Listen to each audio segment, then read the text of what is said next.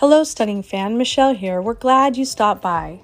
Today we're sharing a few easy DIY gifts that you can make as hostess gifts during the holidays. The first gift is a citrus wreath. All you need is cello wrap, baker's twine, and your choice of fruit. Start off by tearing off a 12 to 14 inch piece of cello wrap. Lay it out on a flat surface. Then you're going to place 7 to 8 pieces of fruit about 1 inch apart on top of the cello. Be sure to place the fruit close to the edge of the cello. Then wrap the cello around the fruit.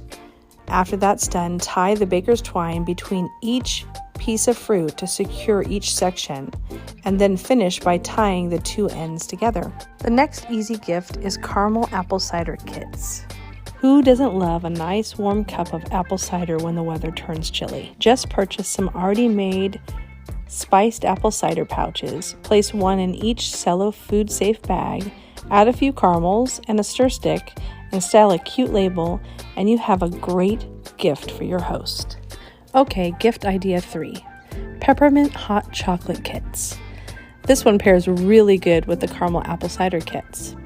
Purchase some pre-made hot chocolate pouches.